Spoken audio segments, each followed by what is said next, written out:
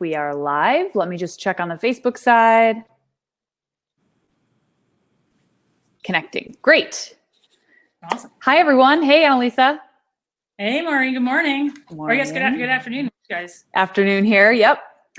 So welcome, everyone. Thanks so much for joining today. I see we've got a lot of folks in the Rochester area. We have some folks in Chicago, Buffalo, upstate New York, Alberta, Canada. That's awesome. Thanks so much for joining us for the first ever fireside chat that we're doing in collaboration with Startup Grind and Startup Grind Rochester and Metro Collective. I'm Maureen Ballatori. I am a partner in the Metro Collective, which is a collection of people, ideas, and spaces that foster growth and connectivity in Rochester and the Finger Lakes.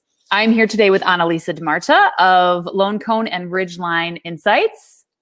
Hello, Hi, Annalisa. Good afternoon. Yeah. I'm going to introduce Annalisa in just a minute, but before we begin, I wanted to make sure that we extend some gracious thanks to Startup Grind for helping us push all of this event out today and promote it all across their platforms as well as ours. Startup Grind organizes events for the community, by the community, and special thanks to Michael Thaney for helping us put this together. So Annalisa has spent more than 15 years as an Amazon expert. What started out as a means for her to put herself through graduate school at RIT became a career. She's the founder of 2 successful 8-figure businesses. She's a master of Amazon marketing, and her company has been one of Inc. magazine's top 5,000 fastest growing companies in the United States for the last 5 years. She currently has a team of nearly 30 people and has been named Outside Magazine's top 50 best place to work for the last 2 years. Just a little bit of housekeeping. We encourage you to ask questions throughout the session today. Please use the chat feature to do that, and I'll prompt them to Annalisa as we go through the discussion. So, feel free to save them to the end if you prefer, but you're welcome to ask them throughout the discussion as well. I have some questions planned, but we invite you to be an active participant in the discussion today in any way that you feel comfortable. So to get us started, Annalisa, why don't you start by telling us the story of how you got to where you are today? Yeah, totally. And the neat thing is, a little throwback, is Maureen was part of our journey, which is how we stayed in touch, which is so cool to have somebody know me from so early days. So I started like 2008, 2009, right around the recession. I was a grad student at RIT, and I needed a little bit of side money. So I was able to, I had a friend that had a bookstore, and he was like, why don't you sell some books online? This is the early days of eBay, and Amazon was just a bookseller at the time. And then kind of doing that, I was like able to make a car payment. That was cool. Kind of finished up school. And then, the recession was around. I had an MBA, and all the jobs were just not available. So I was like, well, I can go work and make like 10, 15 bucks an hour. But this like selling stuff on the internet was kind of working out okay. Maybe I'll just do this for a little while. And at the time, my husband, well, we were not married then, but he was at the University of Rochester. He was the director of the debate program. So we were able to kind of rely on his income. And we were able to kind of work through selling stuff online. So it was like books kind of turned into just stuff. Like we would buy closeout lots of Camelback water bottles and, different types of things. And that was cool. That was not, now we're making like car payment, a mortgage. We're like, okay, this is real money. Let's take this a little bit more seriously. And what if we just cold call brands? And that's kind of around the time when I met Maureen. We were like, let's take it a little bit seriously. Let's build a website. Let's kind of put ourselves out there. And I think at this point, infancy, my business was maybe making $100,000 in revenue. So it wasn't like, it was absolutely real money. And there's this tipping point of like, okay, now it's time to take this to the next level. Like, what are we doing? And my husband was teaching for like 7, 8, 9 years. At the time, he was looking for a change. We had just had our first child. So like, well, let's take this leap of faith. Obamacare just rolled out. So we're like, sweet, now we can go get our own health insurance. And took a leap of faith and started growing our business. And really what we kind of morphed into is, you all know Amazon today, but Amazon in 2010, 12 was this wild west. A lot of brands Amazon was happening to them rather than them participating in Amazon. So we were coming in and saying, hey, own that experience. Amazon's a marketing opportunity. It's not just a distribution marketplace. clean up your presence, have consistent pricing. So we were able to get in and just with brands of all sizes. And then through the course of doing that, I got into product development as a hobby. And so I launched Lone Cone, which is a direct consumer, Amazon only at this point, brand for kids. That's about $6 million a year in revenue of a handful of kids products. And that's been fun to kind of watch that grow in conjunction with our Amazon marketing agency. And yeah, and as you said, we've got about, close to 30 employees, and That's great. So tell us about, that journey in terms of going to producing your own products. Cause that alone is a big jump, right? From buying from somebody else and reselling to producing your own. Can you talk about that a little bit? And I think this is bliss. I think if I knew now I know now what I knew then, I probably would have done it. I look back, I probably could have been scammed. I could have, it all could have went sideways, and I could have lost big money. I really just kind of, thank God, through like faith, hope, luck, found a really great manufacturer where I'm also here in Boise, and Boise is a really interesting little community. And I found some great illustrators, and it really was just like, hey, whip up some designs. These are kind of what my kids like. Here's some parameters. Let's put that on a rain boot. And we ordered, I want to say like 6,000 pairs, got them here. Somehow through the grace of God, got them here, and there was nothing wrong with them. Like I look back, I'm like the 17 things that could have gone wrong. And we sold 6,000 pairs in 2 weeks. And it was like, holy cow.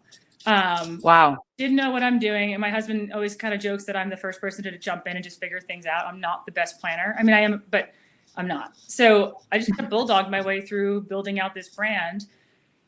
And it's been a lot of fun, but it's come with, a lot of ups and downs, but it's just something I never thought I would be doing in my life. But it's been a lot of fun growing it. And actually I reluctantly still grow it, or now I grow it. But I remember Ken saying, Anna, there's something here, like do something with this. And I was like, I don't know. I kind of like this, like working with brand stuff. And he's like, you have to put more energy into this. And thank his advice, because it's been one of the biggest things that we've done. So tell us a little bit more about some of those growth challenges that you have experienced, and what you've learned from them that other people might be able to learn from, either the successes or the mistakes. Yeah, absolutely.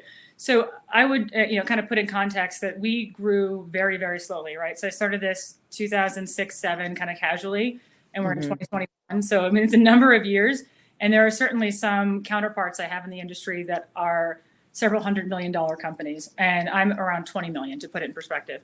So as we've grown, it was very, very much like spend a little, learn a lot, kind of very pragmatic. There are people that have gotten investors. There are folks that, decide to hire quickly. And I think Ken and I are much more trepidatious and kind of, want to make sure the decision that we're making to hire someone, I can actually truly support them. And so the growth challenges, really, one of the biggest things that stands out to me is that decision to hire your first employee. I know, Maureen, you've grown quite a bit too, but I don't know how you feel like that first employee is like, it's like having a baby. Yeah. For those of you who don't have kids, you're always looking for this like perfect plan, and when's the right timing, and this person shows up and it's all wrong, and you're reacting. and the hardest thing is going as a married couple and bringing another person also has a bunch of, challenges. But, as we've grown, all the systems and processes, and you're kind of band-aiding things. But one of the, really, as we've brought on headcount, the biggest thing has been trying to get stuff off of Ken and I, like our plates, like the day-to-day stuff, and trusting people enough that they're going to do a good job, that they're going to use good judgment. People do make mistakes. Hopefully they're learning opportunities and they're not big, and you've set up enough control that the risk is minimized. So I'd say that's the biggest thing, is just as you scale, it's how to trust the staff around you, empower them to make decisions. One of the things that we started doing a few years ago, it's called open book financial management, where our books are an open book. We go through our finances with our team on a regular basis. I don't know how much, everyone's different in their and what they know, but I do think as an owner, that's incredibly important for me to share with my staff, to say, these are our numbers. This is what you do. This is how you contribute. Right. some roles are easier to explain than others. And some people can really make connections. Some folks have a harder time. But I think when you look at numbers on paper, it seems like, oh, wow, there's a ton of money going, left, right, and big swings of dollars. But if folks are able to kind of say, okay, there's all this overhead cost. Here's where I can contribute. Here's where we can grow. I think that's pretty empowering. And if you can put yourself into that, and then that sense of business and what it takes to run a business. So those are a little taste of challenges, I guess, and how we're trying to. Yeah, I'm curious about your decision to decide to lead the company with open financial books, because that's pretty unique. I think it's a rising trend in the industry right now. I mean, we're pretty transparent about our financials with, our team at 29 as well. But, that is a very intentional decision. So I'm curious if you can talk about that a little bit in terms of what made you make that decision, and what was your reaction of your team, especially every time you grow and, the new team members like, oh, she's going to tell us all about the financials of the company. Oh my God. Talk about that a little bit. It's funny. I wish there was this like, do we do it or not do it conversation. I just think we did it. I think you had this small team of, 3 or 4 folks, and you're literally working at a table together. And so they hear every single phone call. Right. So I think when we finally went from not doing our own finances to actually, like Ken and I doing our own finances, to hiring a bookkeeper and then a controller, now we have a little bit of a larger team there. I just think it always became part of that process. And now it's almost a little bit more formalized, where there's like a presentation, and here's how we closed out the quarter. It's weird. I don't think there ever was a question of us not saying it. And of course, there's stuff in there. Being a husband and wife run business, there are certainly like personal expenses that flow through that are business expenses. But it's like when you're like, they're like, well, what's the car payment? It's like, oh, that's the company car that we do use for the company. Right. And that's always a funny, just ignore that one. But for the most part, it's buttoned up. But yeah, it was never a thought. One of our goals as employers was to the folks that work for us, I would love for them to, at some point they'll leave. And so I would love for them to leave better than they came in, and whatever skill set that is. And we're a small company without all these resources, but if they can understand financial management, just how money works, I think that's really empowering just in your own personal finances. Yep. That's a great point. We have a question here about who was your first hire and why? So who did you decide to hire first? What did they do? That's a great question. And it was a really hard decision to try to figure out. We knew we needed help, right? So it's just Ken and I sitting at a table, cold calling, buying products, making content changes on Amazon. I mean, literally, I was doing copywriting and then also buying stuff. So we went through a rebrand. And in the course of working with a contractor, we really liked the relationship we had with this contractor. We thought we had a really good handle on personalities and workloads. And so this person worked for us for about our first year. And it was just not the right thing that we needed to grow our business. But but through the course of hiring that person, almost like it tore the Band-Aid off. And we're like, okay, now that we have this person, we can bring in this person and this person. And within that first hire, I think we brought in 5 people in 8 months. So yeah, it was just kind of, I think, through one of the best things that I've kind of learned from this experience on roles that we're not certain of, or people we're not certain of. I like to contract people if possible, or just sort of like, I want people to feel invested right away. Right. I'm just not sure what I'm going to get. Then it's like, let's do temp to hire, and we pay contract. Let's do this for 3 months. We can assess each other's personalities. There's a lot of ambiguity that runs through our organization, and so how people roll with the punches. So that was definitely a good choice of vetting people through contract labor. Yeah, that's a great idea. Did you take a little break after that? You said 5 people in 8 months, and then did you kind of hold before you continued from there? It's always been slow and steady. Like this past year, we brought on 3 folks in a year. It always feels like, I guess, we definitely kind of run in spurts where all of a sudden it's a 5-alarm fire. We needed 14 people yesterday. Yeah.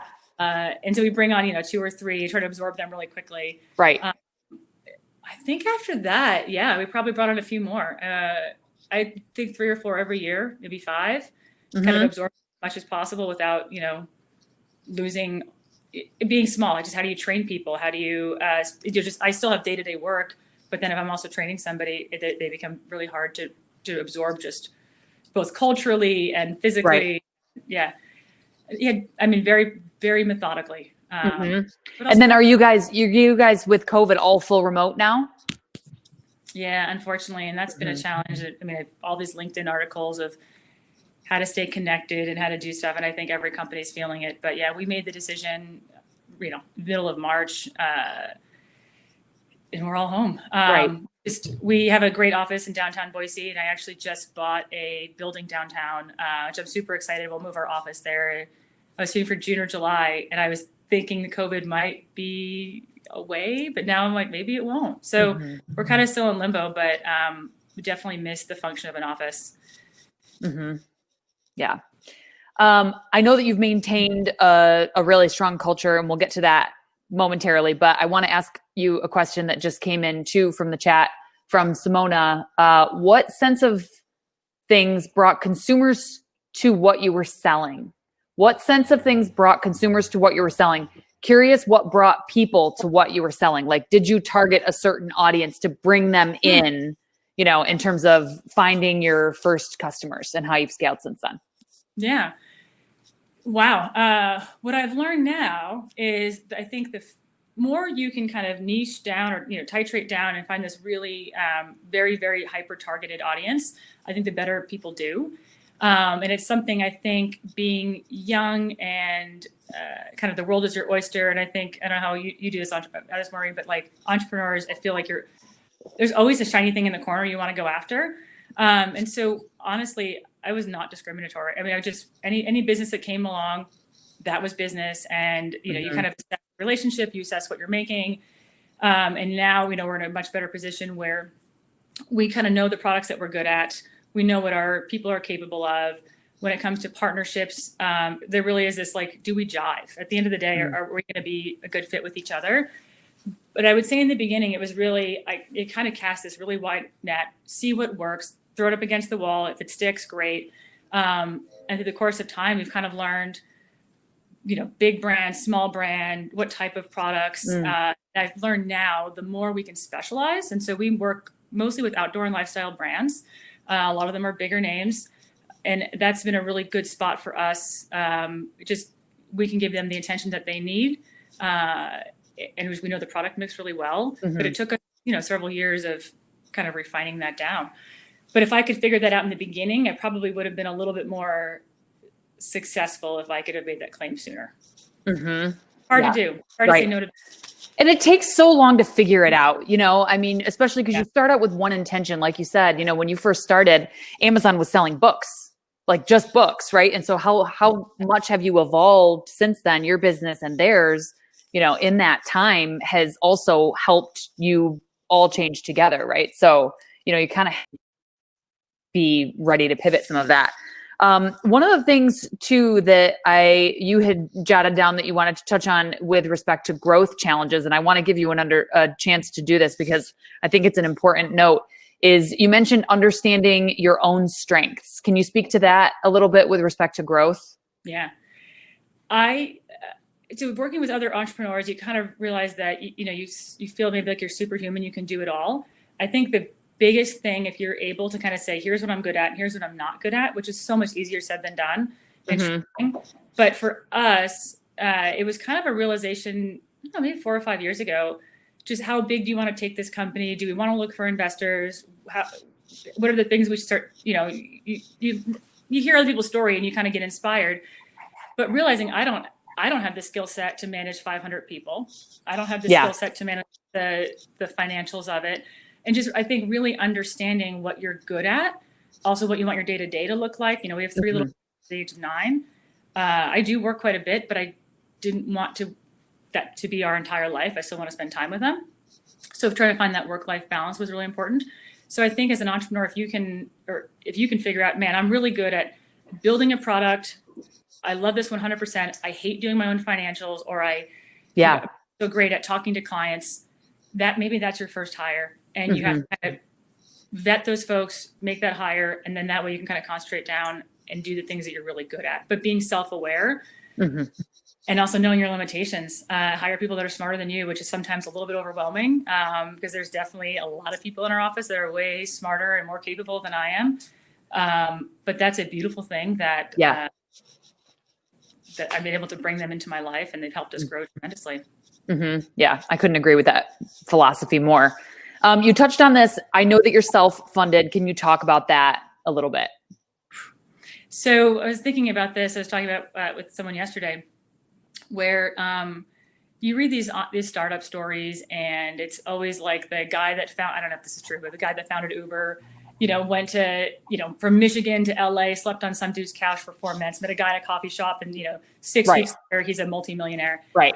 And what you don't hear is the guy that started off in the plumbing industry, became a plumber, bought a series of trucks over 20 years, and is a successful, HVAC company, but not fly by night. And so to put it in perspective for our industry, we're self-funded. So every dollar we kept reinvesting.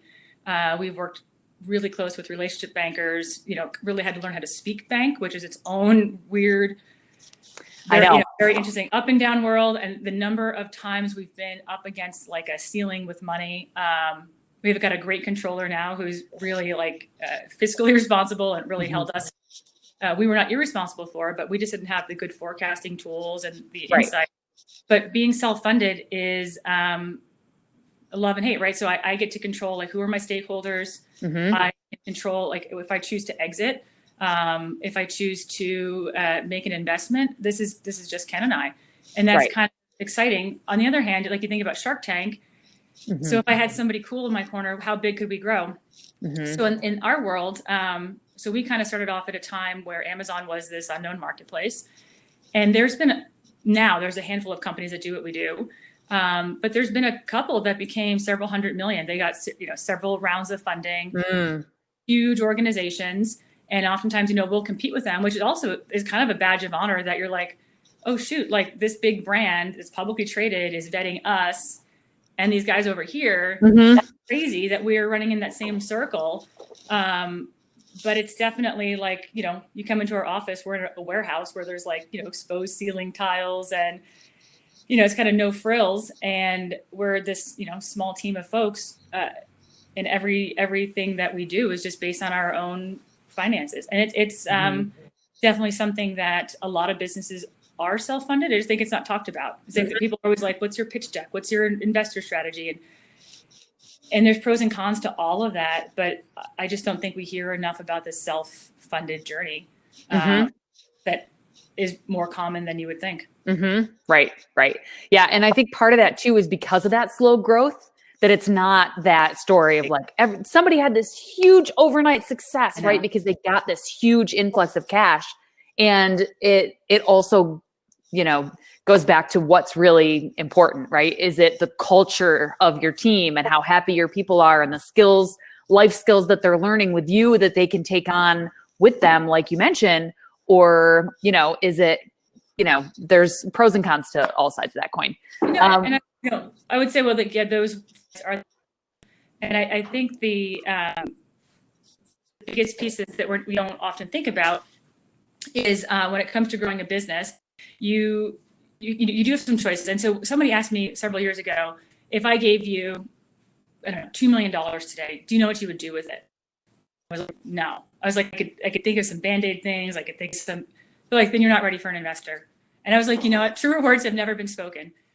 Yeah. And so I think that's the other thing is if you have this lightning in a bottle idea and you have the vision and the plan, you can execute it, then getting investors are absolutely going to be helpful. But if you're someone who is just I'm opportunistic and I'm growing and I'm able to make payroll and save a little money, then slow and steady and, doing your own thing also has a lot of merit.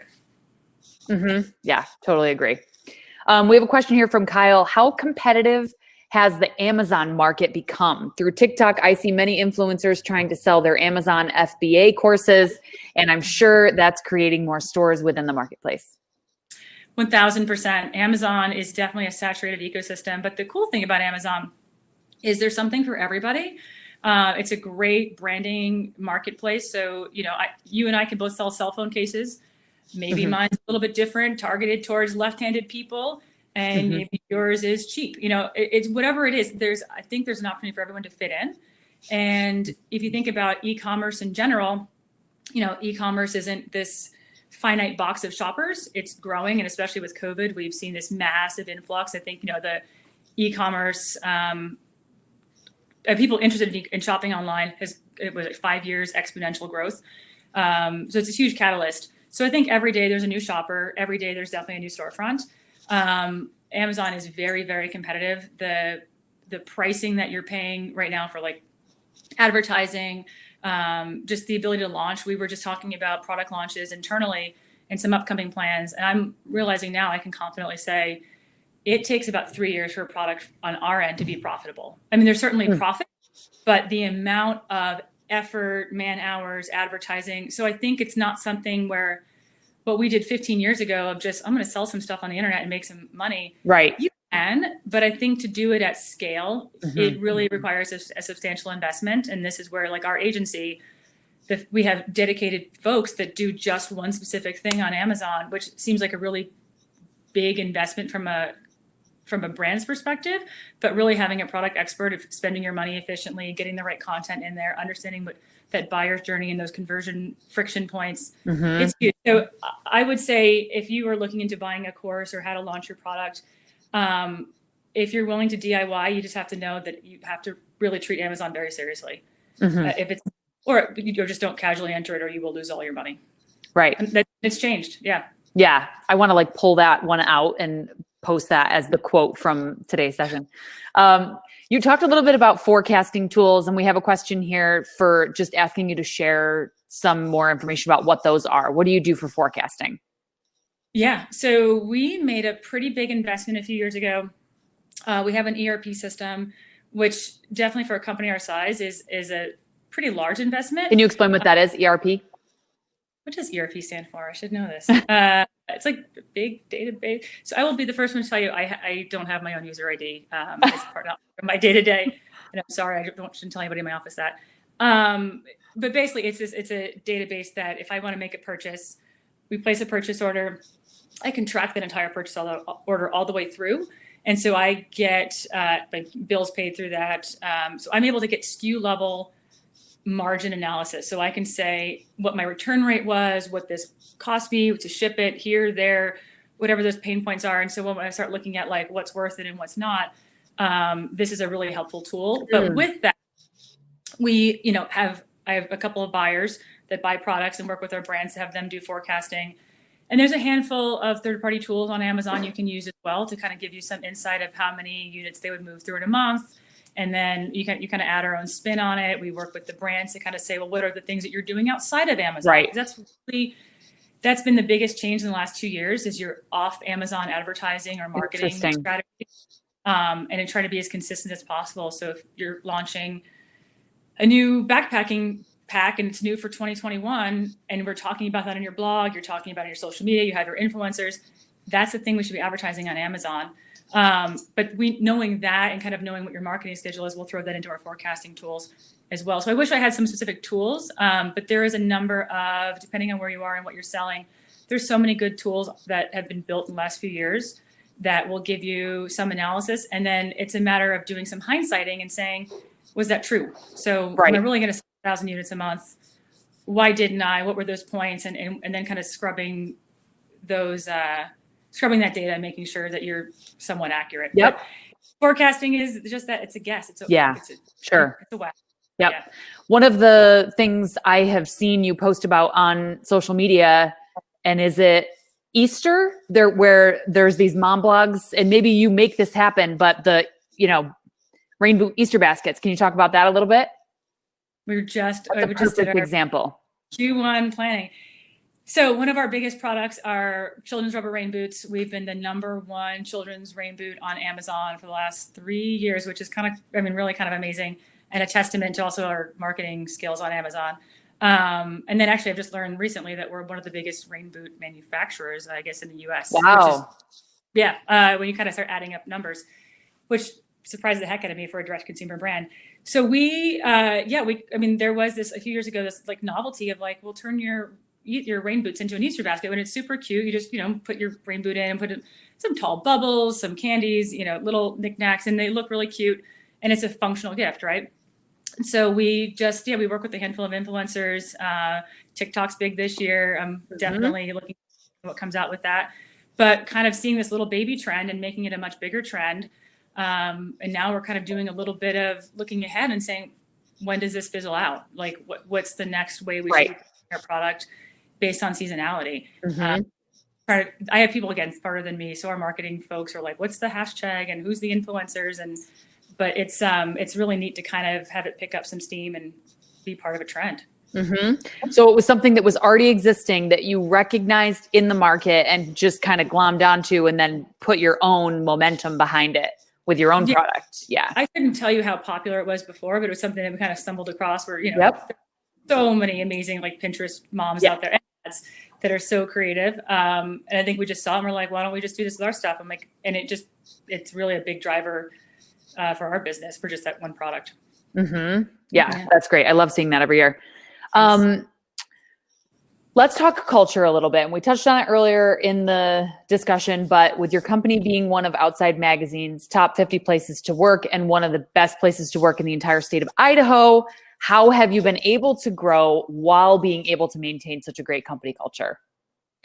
Yeah, I wish there was like a culture has kind of been refined. It's something you have to work at, which I remember years ago reading someone's like job title and they were like the director of fun or the corporate culture. And I remember like rolling my eyes at this sentiment of like, seriously, that's a job, Now I'm like, I would love one of those people. Could you come, help us keep things going? I totally get making your employees happy is a hard task, right? You spend all this time getting people in the door, and then I want to keep them here and I want to keep them happy. But one of the first things that we started doing, the reason we took this leap of faith and became self-employed was to have flexibility in our lives. And it was, now I think more companies are doing it, but when we started hiring our first person in 2014, 15, right off the bat, it was like, you're a grown-up, right? You're going to have this workload. You have to self-manage that. You have to tell us when you're out of bandwidth, but also like, you should make your own hours. You should come and go as you please. I don't need to know when you're going to a doctor's appointment. If you have to take surgery and you have to be gone for 4 weeks, let's figure that out. There's not a lot of really good policies in our handbook on like bereavement time and maternity. And unfortunately, we're trying to like figure this all out now and kind of say, what are the parameters? Because we've yet to really be burned by this. It's the biggest thing we do to drive our culture is just respect your staff. Like, I trust that you are a functioning adult and you will get stuff accomplished, and we'll, together we'll come up with KPIs and goals. We have touch points, and communication is really hard to maintain, but it's something that we have to create these 2 ways to make sure we know that work is being done, your needs are being met. I think we saw a lot with COVID. I had a lot of staff say that, and it's not my fault, that they were, someone said it was like, I'm living at my office. Yeah, right. And I can't stop people, right? I had to kind of say, okay, well then guys, you got to put up your boundaries. You have to say like, I'm done at 5, or because you're homeschooling, do you take the morning off and do your kids' schoolwork? Because that's a priority. Right. And then do you work in the afternoon? Do you work on Saturdays? Like, how can we all meet each other where you need to be? I get it. I'm struggling with the same balance, but it's hard to keep, for us, culture in a virtual environment, but really them with human everyday compassion. I think that kind of creates a better work environment and a place that people want to be part of and contribute to, as opposed to it's Friday at 3:30. I got to keep working until 5. It's like, why? Go camp, go ski, go do something. Like, don't keep working because you have to. Giving people that respect. So that's why I guess my biggest advice is just treat people like they're people, and you'll get a lot more back. Yeah, I think that's great advice. What are some of the most difficult things in your day-to-day? Every day is different, which is a really cool thing to say, that, I don't get a case in the Mondays, but it's definitely because of that. I often find myself in meetings where I'm talking about strategic planning and like big picture stuff, but then like kid will come in and say, can I have some money for Roblox? And I'm like, whoa, I'm working. And then, it's lunchtime. And it's just, I think managing all these different puzzle pieces that are so different. I feel like that's one of the biggest things that I'm really struggling with now. And I think there's a lot of weight as an employer. I don't know how much people say it, but have a big head count, right? And every single person, like there's folks that, you do employment verification for mortgages and you're like, wow, people have families and they're paying for college tuition. Some are buying houses and they're all relying on me. And that's it's a lot of stress. And so doing like forecasting and how much are we bringing this year? And those become really big conversations and making sure that, there's enough to keep the ship afloat. Those are, but then also at the end of the day, I got to call the janitor service and make sure that like someone's still showing up to, clean the office. So there's just kind of wearing a lot of hats. I think it's really big challenges at this point, my day-to-day challenges. So speaking of stress and managing those day-to-day challenges, when we were on the phone yesterday, you mentioned meditation. Can you talk a little bit about self-care? Easier said than done, right? I don't know if that's every woman or mom, and I'm sure guys have it too, but I think we all struggle with not putting ourselves first. And I remember when I had my first child, this great family doctor we fell into in Rochester. She was awesome. And I remember her telling me, you are the captain of the ship, put yourself first. She's like, I know that sounds crazy, but like your baby won't starve if you put her down. If you want to sleep in for an extra hour and your kid's crying, she's like, you're fine. And I've kind of taken that, it ebbs and flows, but kind of what is the thing that's going to fill up my cup? And I realize because if I'm happy, everything else around me is happy. And so sometimes it really is, I will wrap up dinner with my family. I'll come back to the office. I'll keep working on stuff because my brain is going a million miles a minute. Or sometimes it's, this is skiing season. I have booked a lot of midweek days where I'm off and I don't feel guilty about that. And that's it's like, this is my time. I have to recharge my batteries. And so I think it's something that as a person as a business, there's always stuff to do. Right. You just got to prioritize the most important thing. And you really, if you put yourself first, so much more gets done. We have a question from Maria that says, do you offer development for your people? And if so, do you budget for it or is it on an as needed basis? And this is in reference to continued growth, like part of your culture. Yes and no. It's something that I wish we had the opportunity to do more of. With our logistics, supply chain folks, we were able to put them through Six Sigma. And that was incredibly like empowering and helpful. And we've made a lot of improvements as a result of their education. Boise, Idaho, right? We've got 250,000 people. I think in Rochester, there's a ton of resources. It's just, you guys have access, just considering geographically, Buffalo, Albany, I'm trying to think, Syracuse. You're even within an hour, you have so much. Boise is pretty isolated. Like I think the next town over is about an hour and a half and it's, not that big. So one of our limitations is just access to that information. I think online courses, there's a lot more.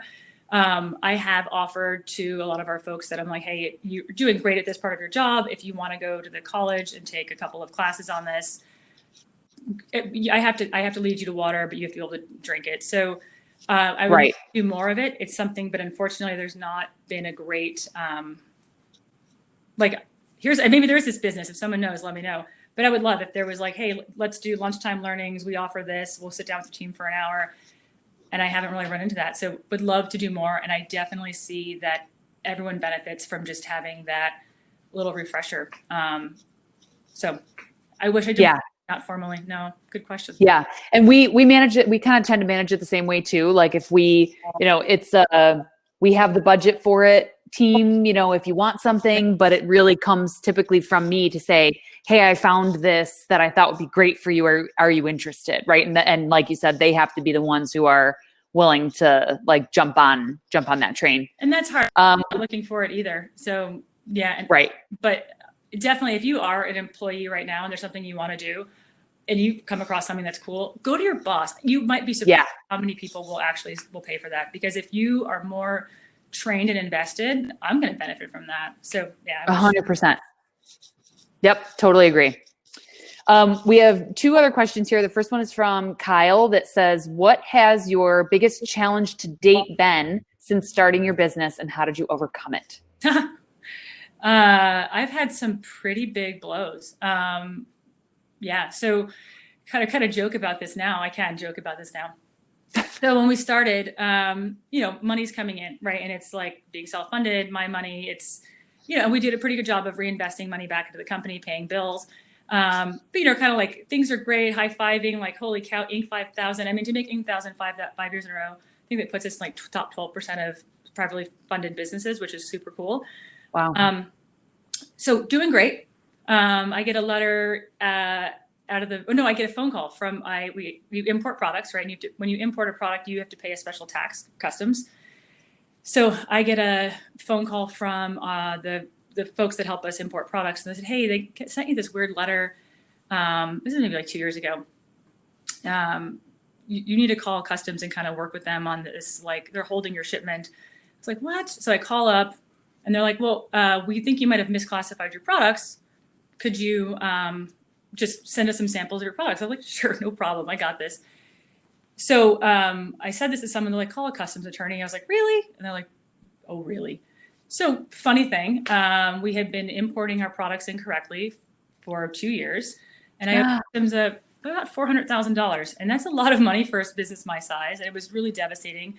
There was talks about criminal charges. At one point, my office, we had, okay, like no one goes to jail. And then I was like, well, maybe it'll be okay. It's like kind of quiet there. I could take a nap. But I kind of joke and said the challenge with all of this, it was huge, right? So I had to go through all of our systems and process and say, where did we go wrong? How did this happen? Which really shook up our internal team. So we now are so buttoned up. Yeah. We checked the people that we were doing business with. We're like, let's vet these, because you kind of are reactionary when you're a small business. So double checking all your business connections. I also, being self-funded, I rely on a bank, and the bank has metrics and performance metrics. And if not, they pull your loan or whatever your line of credit. And then you're kind of left hanging and have to kind of, so do we liquidate everything? What do we do? So having to really work with my bank and saying, this is what I see this happening. And really kind of being very transparent. And then also customs attorneys, you can't negotiate with customs. Funny thing about that. So you owe it, unlike the IRS.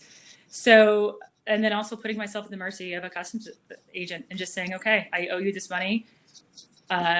This is the best that I can do. And thankfully we had a good year. We were able to kind of pay it last year, but it was pretty rattling. And so overcoming it, it still hurts, because I wasn't able to like adjust my prices based on this new tariff. I wasn't able to react to the money that I was spending.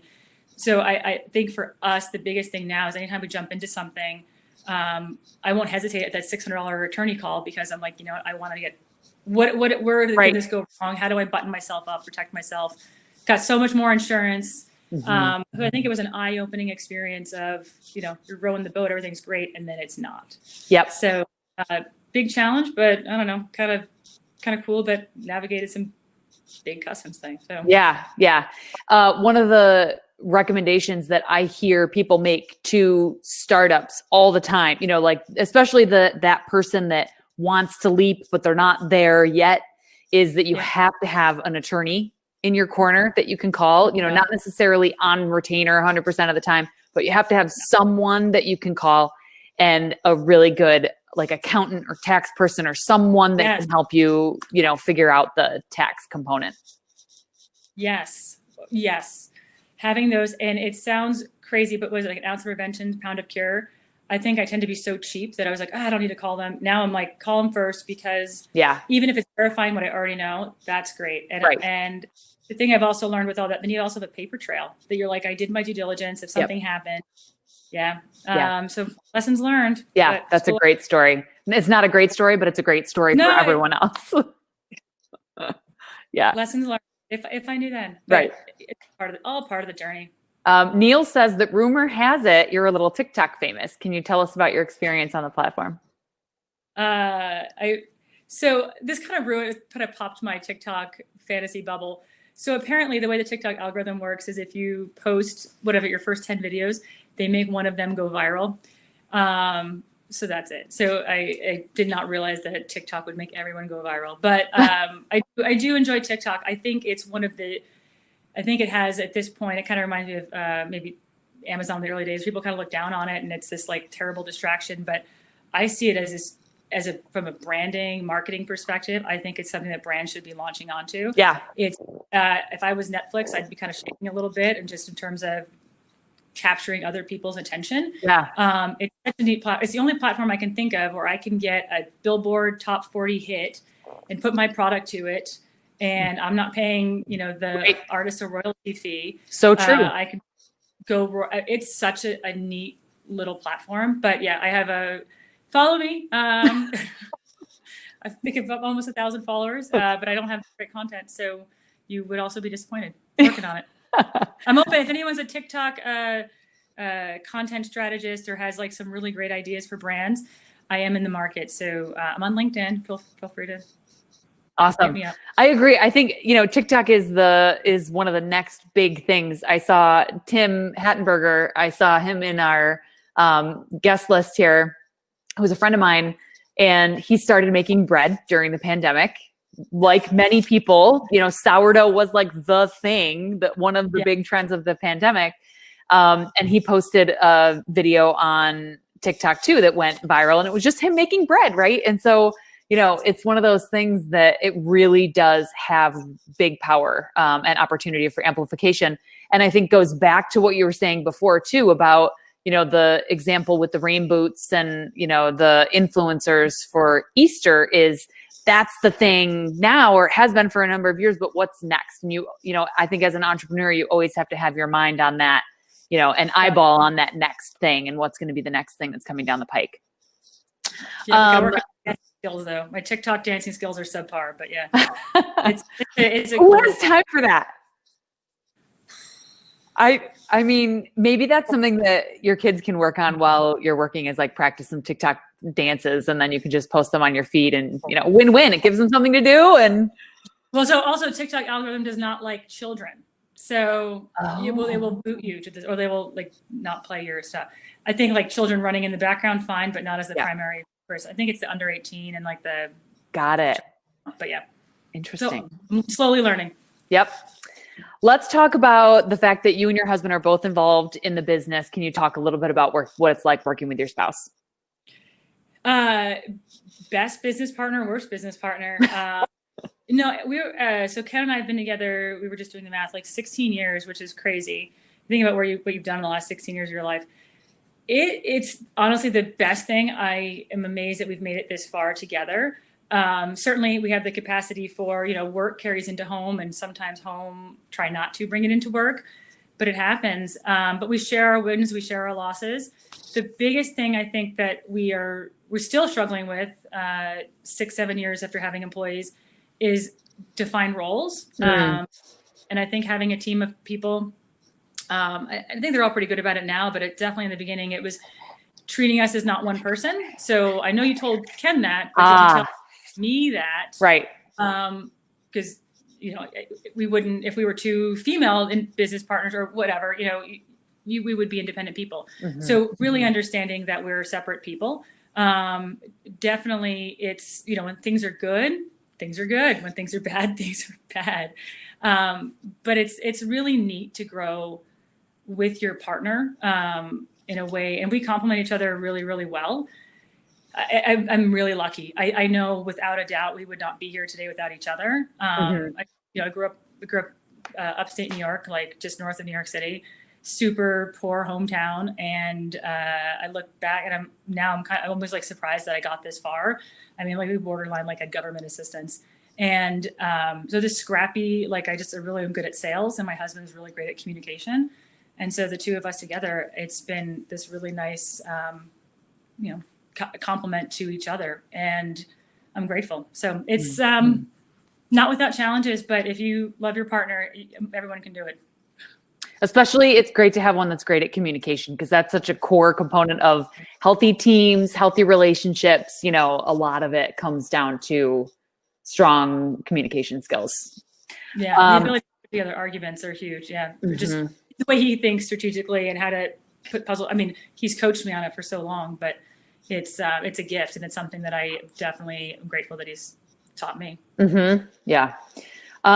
I'll give one final call for questions for anybody to throw any final questions into the chat. We've got about 10 minutes left. Can we go back to the jump from, you were doing this as a side hustle thing, you're able to pay your car payment. Oh, look, we're paying our mortgage. Talk a little bit more about that jump from part-time or, side hustle to full-time entrepreneurship. I think this is probably where a lot of folks get stuck. Mm-hmm. Because your job is safe, it's secure, you get benefits, and there's a lot of unknowns. And so for us, we were lucky that Ken was still at the University of Rochester, and he had a full-time job, and his academic job gave him some flexibility in his daily life. And our job, with the recession, I wasn't able to really get a job. So, and then having kids, the job that I had would have been immediately consumed by childcare expenses. So I, staying home and doing the side hustle, it was kind of at some point where Ken was doing the math and he's like, man, I've been here almost 10 years. I love what I do. This is not forever.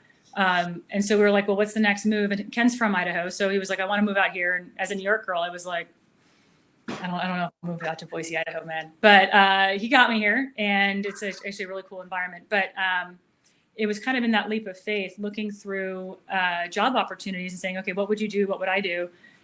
And kind of saying, well, why don't we take this seriously? And we took about 1.5 years to really get our finances in order. We started living on our, kind of pocketing Ken's salary and saying, if this wasn't real, could we just live on this income, and what does that look like? Having a little nest egg. I joke about Obamacare, but that really was a huge thing of, the ability to buy health insurance. So it was kind of this leap of faith. And at the time, I was like 31, 32, and Ken's just a little bit older than me. So it was they were like, okay, if we fall and we fall flat on our face and we all lose everything, we're in our mid 30s. Right. We're going to be fine. Yep. Either way. And we lived really below our means, which was one of the other things that was huge. We were both able to pay down student loan debts and be really fiscally conservative, use cars forever, no cable, did a lot of no luxuries, nothing, just that we lived like that for years. And then so taking the journey to self-employment was our biggest thing was our mortgage. And that was $1,200 a month or something. And so I was able to we can do this. But I think getting emotionally ready was the hard thing, and saying, is this going to work? And I think the thing that entrepreneurs need to do is you have to believe in yourself. Right. Fake it till you make it. This is real. Don't treat it like it's something you're trying out or you're dabbling in, but that this is your job. And I think something happens in that I'm now taking myself seriously. It's almost the same way, if you were to get married, yeah, nothing will change. We've been together forever. And then something does happen when you're married. It's this now I've got this partner, or however you view that relationship, it changes. But taking your business seriously, to me, it almost was that same level of now we can do this. So for us, it was slow and steady, and having a little bit of a tiny nest egg and a leap of faith, but also a couch that we could sleep on if, it all went sideways. But thankfully, I didn't have to go live in my mother-in-law's house.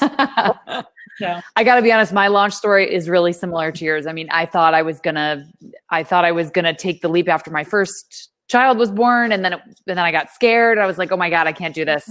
And then, when my daughter was born, my second child, I was like, you know what, if it's now or never. And it was that, belief was, I can do this. And now, now that I work with an executive coach, Maria Cast, she's asked a bunch of questions here. She's fantastic and has really helped me understand that power of positive thinking and believing in yourself and knowing that, you're going to be able to persevere is one of the things that really helps me get through my day to day. Totally. And it's funny you mentioned coach. I didn't have that opportunity but we worked with some advisors. And I would say that seems like a luxury if you're thinking about running a business. But honestly, it's someone holding you accountable. It's someone giving you a mirror. It's someone also, you have all these what is the most important thing? They can kind of help you talk through the most important thing, help you set that strategy. I think those are completely great investments. And so if you're struggling, make the investment in yourself. It's just think of it as everything I spend money on or lose money on is college tuition, right? Customs cost me $200,000, but it's 4 years at the U of R, Right. I learned something from it. Yeah. So same with coaching, make that investment in yourself. It really can be very eye-opening. Yeah, couldn't agree more. I think that's all the time we have for now. We've got 4 minutes left. I'm going to do a little wrap up, couple things. Annalisa, this was great. A lot of great, contributions to the community here and great questions from everyone too. Thanks everyone so much for taking the time to join us today. You had you were going to give us tell people how to reach you. Can you go through that for us real quick? So a lot of you folks are probably in startup mode, or if you have some advice on TikTok. I love growing my network. I love meeting people. I think just also having roots from New York and RIT, I really, I like those connections. So I'm on LinkedIn. It's Annalisa DeMarta, all one word. I'm sure you can. I don't think there's that many of me with that name. Or if you want to look up some of our businesses, we're Lone Cone Shop and on like all the social media handles, and Ridgeline Insights is my Amazon consulting agency. So feel free to look us up, look me up. I would love to connect. Or if you just want to, I'm losing my words, but yeah. Again, talk about TikTok. Yeah, that's awesome. Thank you so much for opening, your network up that way. That's fantastic. I'm sure there'll be a lot of people that you hear from here. Thank you so much, Michael and Startup Grind, for helping us to put this on today. I'm with Metro Collective, who's also proud to put on events like this in our community, and, rising tides, we're all here for the same idea. If you have an event that you would like to see us put on and help you with in the future, please let us know. You can reach me at maureen@metrocollective.com. Startup Grind is startupgrind.com/Rochester is our local chapter here. Anything else you want to add? Thank you guys so much for having me. This was a lot of fun. I really enjoyed meeting other folks and putting myself out there. So feel free to connect. Awesome. Thank you, Maureen, for being a great host. Oh, you're welcome. It's my pleasure. Thanks, everybody. Have a great day. Good afternoon.